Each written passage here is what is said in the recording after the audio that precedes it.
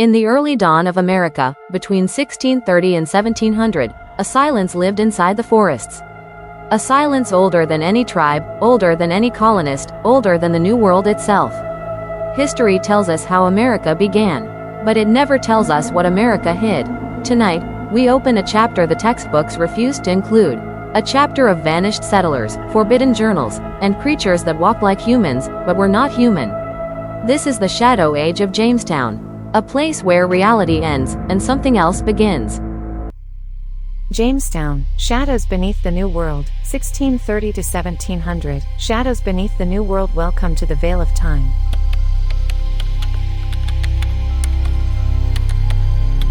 Chapter 1. The Colony That Shouldn't Exist. By the 1630s, Jamestown should have collapsed. Starvation, disease, wars, madness. No colony had suffered more. But something strange happened. After 1630, people stopped dying. At least, not in the ways we understand. Settlers survived impossible illnesses. They recovered from wounds overnight. And yet, disappearances increased. Every full moon, at least one person vanished. Families claimed they saw shadows moving between trees. Not animals, not natives, something else. A carpenter named Richard Lemmings wrote, "Last night, I saw a tall figure outside my window. No face, only hollows. It moved like a man pretending to be alive." Jamestown was surviving, but at a price no one understood. Chapter 2. The Forbidden Journal. In 1659, a 17-year-old girl found something that should have never been found. Her name was Annabeth Crowley, daughter of a minister. Behind the church pulpit, she discovered a leather-bound journal. One word scratched violently on the cover. Beware. The journal belonged to Elias Finch, a hunter who vanished 17 years earlier. Inside were sketches, human-shaped, but wrong. Limbs too long, faces empty, mouths drawn too wide. They mimic us. They copy the voices of the dead. They walk like men, but when they move, the forest holds its breath. Annabeth delivered the journal to Governor Berkeley. By morning, she was gone. The journal too. No search party, no announcement, just silence. That silence would become Jamestown's most repeated sound. Chapter 3. The Winters of Blood, 1665 to 1675. Jamestown's wealth grew, but so did its fear. By winter 1665, people heard scraping sounds outside their doors. Voices whispering their names, footsteps circling their homes, but nothing was ever found. Then, it began. A series of killings, bodies drained of blood, placed in ritual patterns. Authorities blamed raiding tribes, but every tribe denied involvement.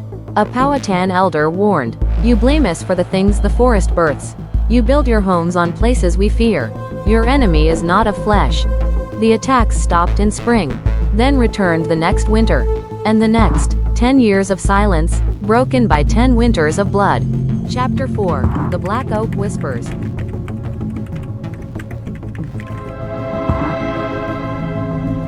In 1678, Jamestown executed a man accused of 7 murders. His name was Thomas Granger, but on the day of his hanging, he said something that froze every witness. "It wears their faces. It lives beneath us. You're killing the wrong man." Some settlers claimed the tree whispered after his death. A sound like someone speaking, but far away and underground. Whether madness or truth, the killings continued the very next week. Granger had been innocent, or worse, he had been the only one who knew the truth. Chapter 5. The Silence of 1692. 1692 became infamous for the Salem witch trials. But Jamestown witnessed something stranger, and far more terrifying. One night in August, the colony went silent. No wind, no animals, no footsteps, just one, unnatural, silence. By sunrise, 23 settlers were gone. Their homes undisturbed, food still warm, clothes folded, no signs of struggle. Inside a single abandoned house, investigators found claw marks on every wall. And a message, "They're back." Jamestown never recovered from that night. Chapter 6. Reverend Hale's Disappearance.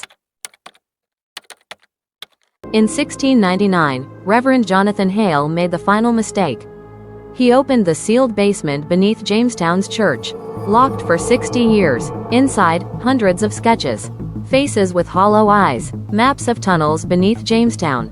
lists of missing settlers, and at the center, Elias Finch's original journal from 1642. I have found proof of a presence not human, not animal, spiritless, but living. Hale wrote a sealed letter to the governor. 2 days later, Hale disappeared, his wife disappeared, his children disappeared. Only one clue was found, a boot print leading into the woods. None leading back. Ending, the unanswered fear. Historians dismissed the stories, blamed fear, blamed superstition, but locals still whisper about the forests near Jamestown. They say at night you can hear voices calling your name, footsteps behind you, and faces in the trees that fade when you look at them. Maybe Jamestown didn't survive because of bravery. Maybe it survived because something darker allowed it to live. And maybe, just maybe, that something is still there. You're watching Veil of Time, where the past is never gone, it only waits. And do not forget to subscribe the channel.